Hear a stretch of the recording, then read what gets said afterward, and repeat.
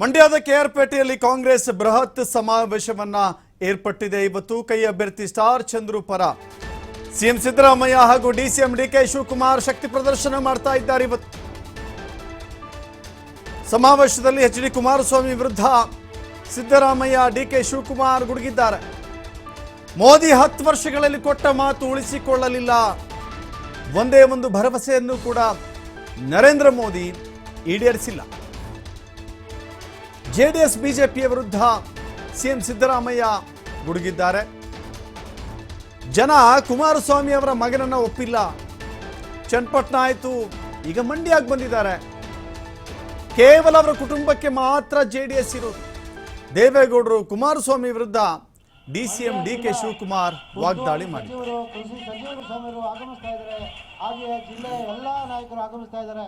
ದಯಮಾಡಿ ಎಲ್ಲರೂ ಕೂಡ ಎದ್ದು ನಿಂತು ಅವರನ್ನು ಬರಮಾಡ್ಕೋಬೇಕು ಅಂತ ಈ ಮೂಲಕ ಮನವಿಯನ್ನು ಮಾಡ್ಕೊಳ್ತಾ ಇದ್ದೀವಿ. ಬಂಧುಗಳು, ಉಪಮುಖ್ಯಮಂತ್ರಿಗಳಾದ ಡಿಕೆ ಶಿವಕುಮಾರ್ ಅವರು, ಜಿಲ್ಲಾ ಉಸ್ತುವಾರಿ ಸಚಿವರಾದಂಥ ಚಲರಾಯಸ್ವಾಮಿ ಅಣ್ಣನವರು, ಹಾಗೆ ಉಪಮುಖ್ಯಮಂತ್ರಿಗಳಾಗಿರ್ತಕ್ಕಂಥ ಡಿಕೆ ಶಿವಕುಮಾರ್ ಅಣ್ಣನವರು, ಹಾಗೆ ನಮ್ಮ ನಿಮ್ಮೆಲ್ಲ ನಾಯಕರಾಗಿರ್ತಕ್ಕಂಥ ಮಂಡ್ಯ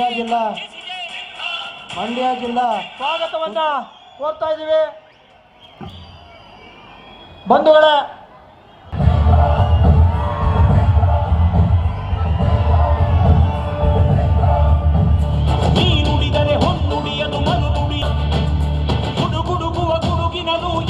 ಕಾರ್ಯಕ್ರಮ ಪ್ರಾರಂಭವಾಗ್ತಾ ಇದೆ. ಮೊದಲನೇದಾಗಿ ಪ್ರಾರ್ಥನೆ, ಒಂದೇ ಮಾತರಂ.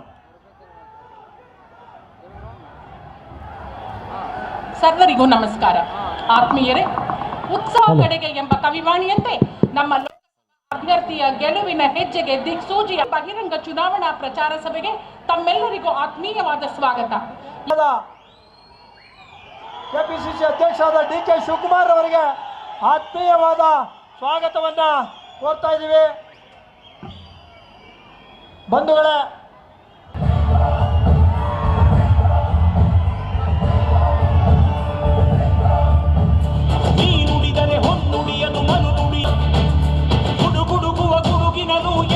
ಕಾರ್ಯಕ್ರಮ ಪ್ರಾರಂಭವಾಗ್ತಾ ಇದೆ. ಮೊದಲನೇದಾಗಿ ಪ್ರಾರ್ಥನೆ, ಒಂದೇ ಮಾತರಂ.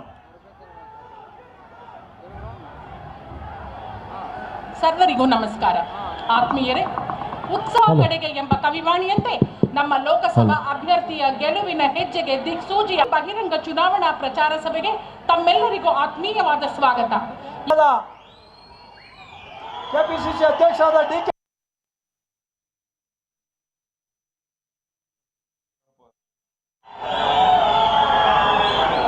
ಕೆಪಿಸಿಸಿ ಸದಸ್ಯರಾದಂಥ ಚಂದ್ರಶೇಖರ್, ಪ್ರಕಾಶ್, ಅಂಬರೀಷ ಎಲ್ಲರೂ ಭಿನ್ನಾಭಿಪ್ರಾಯಗಳನ್ನ ಮರೆತು ಎಲ್ಲ ಒಟ್ಟಾಗಿ ಕೆಲಸ ಮಾಡ್ತಾ ಇರ್ತಕ್ಕಂಥದ್ದು ಬಹಳ ಶ್ಲಾಘನೀಯವಾದಂತ ಸ್ವಾಗತಾರ್ಹವಾದಂತ ವಿಚಾರ ಅಂತೇಳಿ ನಾನು ಅಂದ್ಕೊಂಡಿದ್ದೇನೆ. ಅದರಿಂದ ಇವರೆಲ್ಲರೂ ಒಟ್ಟಾಗಿ ಕೆಲಸ ಮಾಡ್ತಾ ಇರೋದ್ರಿಂದ ನಮಗೆ ಕೆಆರ್ಪೇಟೆನಲ್ಲಿ ಲೀಡ್ ಬಂದೇ ಬರ್ತದೆ ಅಂತಕ್ಕಂಥ ವಿಶ್ವಾಸ ನನಗಿದೆ. ಕೊಡಿಸ್ತೀರಿ ಅಲ್ವ ಲೀಡನ್ನ? ನೀವು ಇಷ್ಟೊಂದು ಜನ ಸೇರಿದ್ದೀರಿ, ಇಲ್ಲಿ ಬಂದಿರೋರು ಓಟ್ ನಮಗೆ ಬಂದೇ ಬರ್ತವೆ. ಮನೆಯಲ್ಲಿದ್ದಾರಲ್ಲ ಅವ್ರಿಗೆ ಹೇಳಿ ನಮಗೆ ಓಟ್ ಕೊಡ್ಸೋ ಕೆಲಸವನ್ನ ಮಾಡಬೇಕು. ಮತ್ತೆ ನಮ್ಮ ಕಾರ್ಯಕರ್ತರಿಗೆ ನೈತಿಕ ಶಕ್ತಿ ಇದೆ. ನಿಮಗೆ ಓಟ್ ಕೇಳ್ತಕ್ಕಂಥ ಶಕ್ತಿಯನ್ನು ನಾವು ಕೊಟ್ಟಿದ್ದೀವಿ. ಮನೆಗೆ ಹೋಗಿ ಕನ್ವಿನ್ಸ್ ಮಾಡಿ ಈ ಸಾರಿ ಕಾಂಗ್ರೆಸ್ಗೆ ಓಟ್ ಹಾಕಬೇಕು. ಕಾಂಗ್ರೆಸ್ ಸರ್ಕಾರ 5 ಗ್ಯಾರಂಟಿಗಳನ್ನ ಜಾರಿ ಕೊಟ್ಟಿದೆ. ಇವತ್ತು ಒಂದು ಕುಟುಂಬಕ್ಕೆ 4,000 ರಿಂದ 5,000 ರೂಪಾಯಿ ಪ್ರತಿ ತಿಂಗಳು ಸಿಗ್ತಾ ಇದೆ. ಅಂದ್ರೆ ಒಂದು ವರ್ಷಕ್ಕೆ ಸುಮಾರು 50,000 ರಿಂದ 60,000 ರೂಪಾಯಿ ಸಿಗ್ತದೆ. 50,000 ರಿಂದ 60,000 ರೂಪಾಯಿ ಸಿಗುತ್ತೆ. ಹಿಂದೆ ಯಾವ ಸರ್ಕಾರನೂ ಕೂಡ ಕೊಟ್ಟಿರಲಿಲ್ಲ. ಕಾಂಗ್ರೆಸ್ ಪಕ್ಷ ಮಾತ್ರ. ನಾನು 2013 ರಿಂದ 18ರವರೆಗೆ ಮುಖ್ಯಮಂತ್ರಿ ಆಗಿದ್ದೆ. ಅವತ್ತು ನಮ್ಮ ಪಕ್ಷ 165 ಭರವಸೆಗಳನ್ನು ನಮ್ಮ ಪ್ರಣಾಳಿಕೆ ಮೂಲಕ ಕೊಟ್ಟಿದ್ದವು. 165 ಭರವಸೆಗಳಲ್ಲಿ 158 ಭರವಸೆಗಳನ್ನ ಈಡೇರಿಸ್ತಾರೆ. ನಾನು ಪ್ರತಿ ಬಜೆಟ್ ಮಂಡಿಸುವಾಗ ನಮ್ಮ ಮ್ಯಾನಿಫೆಸ್ಟೋ ಇಟ್ಕೊಂಡು ಯಾವ ಜಾರಿಯಾಗಿದ್ದಾವೆ ಯಾವ ಜಾರಿಯಾಗಿಲ್ಲ ಅಂತ ನೋಡಿ ಅವುಗಳನ್ನು ಘೋಷಣೆ ಮಾಡಿ ಜಾರಿ ಕೊಡ್ತಕ್ಕಂಥ ಪ್ರಯತ್ನವನ್ನು ಮಾಡಿದ್ದೀವಿ. ಇವಲ್ಲದೆ 30 ಹೊಸ ಯೋಜನೆಗಳಿಗೂ ಕೂಡ ನಾವು ಮಂಜೂರಾತಿ ಕೊಟ್ಟು ಅವನ್ನು ಕೂಡ ಜಾರಿ ಮಾಡಿದ್ದೀವಿ. ಅಂದ್ರೆ ಯಾಕೆ ಈ ಮಾತು ಹೇಳ್ತಾ ಇದ್ದೀನಿ ಅಂದ್ರೆ, ಕಾಂಗ್ರೆಸ್ ಪಕ್ಷ ಅಧಿಕಾರದಲ್ಲಿದ್ದಾಗ ನುಡಿದಂತೆ ನಡೆದಿದೆ. ಯಾಕಂದ್ರೆ ಯಾರು ಬಡವರಿದ್ದಾರೆ ಈ ಸಮಾಜದಲ್ಲಿ, ಯಾವುದೇ ಜಾತಿಗೆ ಸೇರಿರ್ಲಿ ಯಾವುದೇ ಧರ್ಮಕ್ಕೆ ಸೇರಿರ್ಲಿ, ಬಡವರು ಯಾವುದೇ ಪಕ್ಷಕ್ಕೆ ಸೇರಿರ್ಲಿ, ಈಗ JDS ಬಡವರಿಗೆ ಸಿಗ್ತಾ ಇಲ್ವ ನಾವು ಕೊಡ್ತಾ ಇರ್ತಕ್ಕಂಥ ಗ್ಯಾರಂಟಿಗಳು, ಈ ಗ್ಯಾರಂಟಿಗಳೆಲ್ಲ ಎಲ್ಲ ತಾರತಮ್ಯ ಇಲ್ಲದೇನೆ ಎಲ್ರಿಗೂ ಕೊಡ್ತಾ ಇರ್ತಕ್ಕಂಥ ಕೆಲಸವನ್ನ ಮಾಡ್ತಾ ಇದ್ದೀವಿ. ನಮ್ಮ ಉದ್ದೇಶ ಸಮಾಜದಲ್ಲಿ ಇರ್ತಕ್ಕಂಥ ಬಡವರು ಯಾವುದೇ ಜಾತಿಗೆ ಸೇರಿರಲಿ ಧರ್ಮಕ್ಕೆ ಸೇರಿರಲಿ ಅವರೆಲ್ಲರೂ ಕೂಡ ಮುಖ್ಯವಾಹಿನಿಗೆ ಬರಬೇಕು. ಮುಖ್ಯವಾಹಿನಿಗೆ ಬಂದ್ರೆ ಮಾತ್ರ ಕೃಷ್ಣ ಇಂದ ಹಿಡಿದು ಎಷ್ಟು ಜನ MLAಗಳು ನಿಮ್ಮ ಪಾರ್ಟಿಯವ್ರು ಆಗಿದ್ರು, ಯಾರಿಗೂ ಏನು ಸಹಾಯ ಮಾಡಲಿಲ್ಲ. ಇಲ್ಲಿ ಎಲ್ಲ ಒಣಭೂಮಿ. ಯಾವ್ದಾದ್ರು ಏನಾದ್ರು ನೀರಾವರಿ ಸಣ್ಣ ಪಣ್ಣ ನಾಲೆ ಹರಿದಿದ್ರೆ ಕಾಂಗ್ರೆಸ್ ಸರ್ಕಾರ ಇದ್ದಾಗ ಮಾತ್ರ ಇದನ್ನ ತಾವು ಗಮನದಲ್ಲಿ ಇಟ್ಕೊಳ್ಬೇಕು. ಅಧಿಕಾರ ಇದ್ದಾಗ ನಿನ್ ಕೈ ಏನು ಮಾಡೋಕ್ಕಾಗಲಿಲ್ಲ. ನನಗೆ ಈ ಜನಸಂಖ್ಯೆ ನೋಡಿದ್ರೆ, ಈಗ ತಾನೇ ನಾನು KR ನಗರದಿಂದ ಇಲ್ಲಿಗೆ ಬರ್ತಾ ಇದ್ದೀನಿ, ಇದಾದ ಮೇಲೆ ಮುಂದಕ್ಕೆ ಈ ಕಡೆ ಹೋಗ್ತಾ ಇದ್ದೀನಿ, ಶ್ರೀರಂಗಪಟ್ಟಣ, ಪಾಂಡವಪುರ, ಮಳವಳ್ಳಿ ಕಡೆ ಹೋಗ್ತಾ ಇದ್ದೀನಿ. ಮೊನ್ನೆ ಮಂಡ್ಯಕ್ಕೂ ನೀವೆಲ್ಲ ಬಂದಿದ್ರಿ, ರಾಹುಲ್ ಗಾಂಧಿ ಬಂದಾಗ.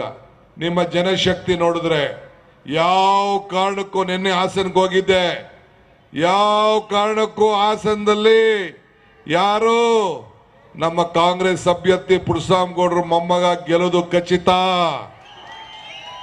ಇಲ್ಲಿ ಕುಮಾರಸ್ವಾಮಿ ಸೋಲುದು ನಿಶ್ಚಿತ. ಬೆಂಗಳೂರು ಗ್ರಾಮಾಂತರದಲ್ಲಿ ಅಳಿಯ ಏನಾಗ್ತಾರೆ, ಸೋಲು ಖಂಡಿತ. ಸೊ 3 ಜನ, ಅಳಿಯನೂ ಸೋಲ್ತಾನೆ, ಮೊಮ್ಮಗನೂ ಸೋಲ್ತಾನೆ, ಮಗನೂ ಸೋಲ್ತಾನೆ. ಮುಂದಕ್ಕೆ ದಳ ಆಗ್ಲೇ BJP ಜೊತೆ ಮರ್ಜ್ ಮಾಡ್ತಾರೆ.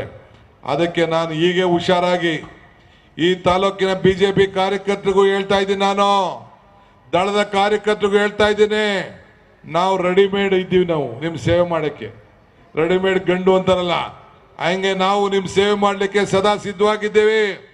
ನಮ್ಮ ಸರ್ಕಾರ 5 ವರ್ಷ ಅಲ್ಲ, ಇನ್ನ 10 ವರ್ಷ ಈ ಸರ್ಕಾರ ಈ ರಾಜ್ಯದಲ್ಲಿ ಇದ್ದೇ ಇರ್ತದೆ. ಈ ಸರ್ಕಾರ ಇದ್ದೇ ಇರ್ತದೆ. ನಾನು ಹೇಳಿದ್ನಲ್ಲ, ನಮ್ಮ ಕೈಯಲ್ಲಿರೋಂಥ ಅಧಿಕಾರ, ಈ ಹಸ್ತ ಯಾವಾಗಲೂ ಕೂಡ ಹಸ್ತನಾಗಿರ್ತದೆ. ಈ ಹಸ್ತ ಬಾಡೋಗುದಿಲ್ಲ. ಕುಮಾರಸ್ವಾಮಿ ತೆನೆ ಎತ್ತ ರೈತನ ಹೆಣ್ಮಗಳನ್ನ ಬಿಸಾಕ್ಬಿಟ್ಟಿದ್ದಾಳೆ, ಹೋಗಿ BJP ಸೇರ್ಕೊಂಡ್ಬಿಟ್ಟಿದ್ದಾರೆ. ಇವತ್ತು ನಿಮ್ಮ ಮಂಡ್ಯದ ಮಹಾಜನತೆ ಅನ್ನದಾನ ಕೊಡುವಂಥ ಮಹಾಜನತೆ, ರೈತರ ಮಕ್ಕಳು ನೀವು. ರೈತರಿಗೆ ಸಂಬಳ ಇಲ್ಲ, ರೈತರಿಗೆ ಪ್ರಮೋಷನ್ ಇಲ್ಲ, ರೈತನ ಪೆನ್ಷನ್ ಇಲ್ಲ, ರೈತಂಗೆ ಲಂಚ ಇಲ್ಲ, ಈ ರೈತಂಗೆ ರಿಟೈರ್ಮೆಂಟ್ ಇಲ್ಲ. ಈ ರೈತನ ಬದುಕಿಸ್ಬೇಕು ಅಂತೇಳಿ ಈ ಮಂಡ್ಯ ಲೀಡ್ಗಳೆಲ್ಲ ಸೇರಿ ಹೋರಾಟ ನನ್ನ ಮೇಲೆ, ನರೇಂದ್ರ ಸ್ವಾಮಿ, ಚಲುವರಾಯ ಸ್ವಾಮಿ ಎಲ್ಲ ಸೇರಿ ಗಲಾಟೆ ಏನಾದ್ರು ಮಾಡಿ ಆ ಶುಗರ್ ಫ್ಯಾಕ್ಟ್ರಿ ಮುಚ್ಚೋಯ್ತಾದೆ, ಹೊಸ ಶುಗರ್ ಫ್ಯಾಕ್ಟ್ರಿ ಪ್ರಾರಂಭ ಮಾಡಿಸ್ಬೇಕು ಅಂತೇಳಿ ಸಿದ್ದರಾಮಯ್ಯನವ್ರು ನನ್ನ ಮೇಲೆ ಈಗ ನಾವು ಮಾತು ಕೊಟ್ಟು ಅದಕ್ಕೆ ಹಣ ಇಟ್ಟು ಒಂದು ಮುಂದಕ್ಕೆ ಈ ಜಿಲ್ಲೆಯಲ್ಲಿ ಸರ್ಕಾರದ ಹೊಸ ಕಾರ್ಖಾನೆ ಮಾಡ್ತೇವೆ ಅಂತೇಳಿ ಈಗಾಗಲೇ ನಮ್ಮ ಬದ್ಧತೆಯನ್ನು ನಾವು ತೋರಿಸಿದ್ದೇವೆ. ಆದ್ರಿಂದ ತಾವು ಚಿಂತೆ ಮಾಡೋದು ಬೇಡ. ಈ ಜಿಲ್ಲೆಗೆ ಸಂಬಂಧಪಟ್ಟಂತ ಅನೇಕ ನೀರಾವರಿ ಯೋಜನೆಗಳಿಗೆ ಈಗಾಗಲೇ ಪ್ರಾರಂಭ ಮಾಡ್ತಾ ಇದ್ದೇವೆ. ಈಗಾಗಲೇ ಮೇಕೆದಾಟು ಯೋಜನೆಗೆ ಅಲ್ಲಿ ಹೋರಾಟ ಮಾಡ್ದು, ನಮ್ಮ ನೀರು ನಮ್ಮ ಹಕ್ಕು ಅಂತೇಳಿ. ದಳದವ್ರು ಮಾಡಿದ್ರ, ಬೆಂಬಲ ಕೊಡ್ಲಿಲ್ಲ. ಈಗ ದೇವೇಗೌಡರು ಮಾತಾಡ್ತವ್ರೆ, ಅವರು BJP ರಿಕ್ವೆಸ್ಟ್ ಮಾಡ್ತಾರಂತೆ ಪ್ರೈಮ್ ಮಿನಿಸ್ಟರ್ಗೆ ಕೂಡಲೇ ಮಾಡಬೇಕು ಅಂತ. ನಾವು ಮಾತಾಡುವಾಗ, ನಾವು ಹೋರಾಟ ಮಾಡಿದಾಗ ಅದಕ್ಕೆ ಟೀಕೆ ಮಾಡ್ತಾ ಇದ್ರು. ಮಿಸ್ಟರ್ ಕುಮಾರಸ್ವಾಮಿ, ನೀನು ರೈತರ ಪರವಾಗಿಲ್ಲ, ನಿನ್ನ ಬರೀ ಖಾಲಿ ಮಾತು, ಬರೀ ಬುಡಬುಡಿಕೆ ಮಾತು. ಈ ಸಂಕಲ್ಪವನ್ನ ನಾವು ಮಾಡಿದ್ದೇವೆ. ಕಾಂಗ್ರೆಸ್ ಸರ್ಕಾರ ಈ DK ಶಿವಕುಮಾರ್ ನೀರಾವರಿ ಜವಾಬ್ದಾರಿಯನ್ನು ತೆಗೆದುಕೊಂಡಿದ್ದೇನೆ, ಸಿದ್ದರಾಮಯ್ಯ ರಾಜ್ಯದ ಮುಖ್ಯಮಂತ್ರಿ ಆಗಿದ್ದಾರೆ. ನಮಗೆ ಕೂಡಲೇ ನಮಗೆ ನ್ಯಾಯಾಲಯದಿಂದ ಆದೇಶ ಸಿಗ್ತದೆ.